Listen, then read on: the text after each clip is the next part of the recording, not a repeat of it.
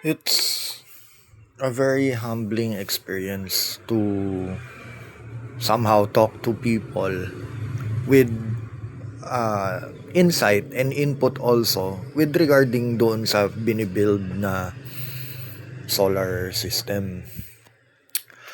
So, natuwa ako kasi ah, maganda yung feedback eh. That's the right answer kasi sometimes, syempre, pag bago, ano siya, mataas yung ano niya sa sarili niya, kina-conquer niya yung sarili niya. He wanted to find out, katulad ko personally, I wanted to find out my own limitations, kung kakayanin ba talaga na mag-build ako ng ako lang, sarili ko lang, na hindi ako humingi ng help na, uy pare, patulong naman, kailangan ko ano kaya yung ganyan.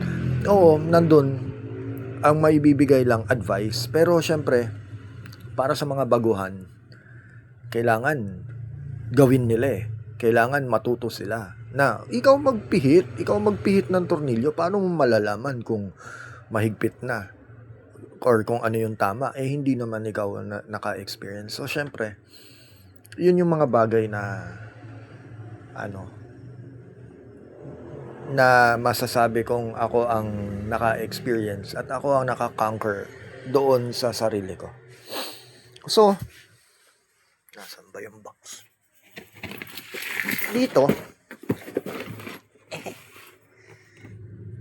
ito yung ano eh, yan, 3,000 watts siya.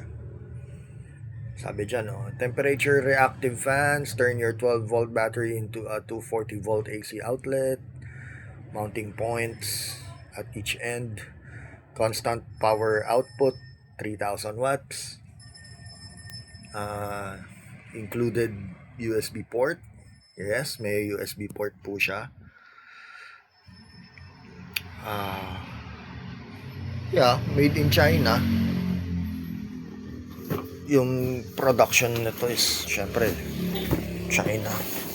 Ngayon, with inside the box, I have battery monitoring, BMS, battery monitoring system, Foxwell. Hindi ko to ibebenta, pero yung shunt, medyo malaki yung shunt. Hirap tanggalin. Yan. Yan yung itsura ng shunt. Directly connected sa negative terminal ng battery. Pwedeng may piggyback style na wire, or tanggalin mo to, mount mo directly sa terminal ng battery. Tapos dito na yung mga connection ng inverter, solar charge controller, isa pang inverter, kung ano man ang gusto mong ilagay. Ito kasi favorite ko yan, hindi ko yan ibebenta. Ang pwede ko ibenta is yung isang battery monitor ko. I have Glosso 200 ampere resettable breaker yan, DC breaker. Ito 60 ampere DC breaker din. I have a few Andersons, some working gloves, sandpaper. Tinanggal ko na yung aking mga MCB. Well, sige, if they want to put MCBs, it's okay, kanila yun. Pero ako, tinanggal ko na. I feel kasi that there's a resistance inside coil and bimetallic spring, umiinit and all, ganyan. 12 volt system kasi ako. Kung 48 yan, katulad nung sinabi nung isang nag-comment, the gentleman that commented, also shout out doon sa mga nagbigay ng input din naman, good or bad, nagbigay ng input. I appreciate that. Splitter,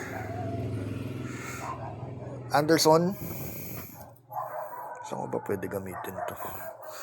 Tapos King's user manual, 1,000, 2,000, 3,000 pure sine wave inverters.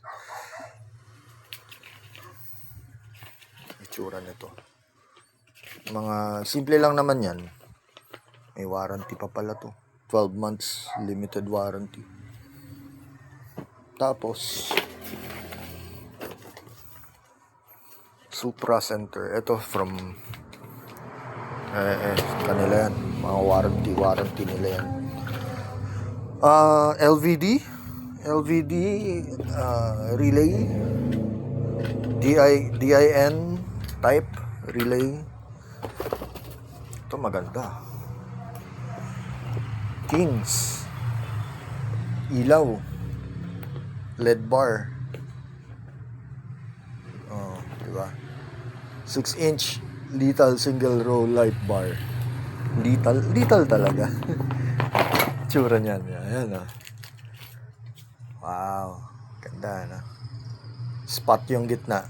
Tapos medyo yung magkabilang end. Diba? Ganda. Kabit ko sa e-bike. Meron pa work light naman. Kings din. Ayan Kings. Tapos ito mga bus bar. Terminal block. Hindi ko pa ginagamit.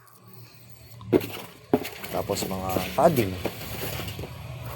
Yun lang pala. Yung bag ko na Kings. Parang ito yung sa Pasig. Yung pinamigay na may pang earthquake. May mga tawag doon. Yung may mga first aid na for earthquake. Preparedness. Merong ganyan ng Pasig, ganyan na bag. Balik ko na muna. So, yun muna. Ligpit ko muna to. Bibidyohan ko yung bala kong ibenta na monitor. Battery monitor.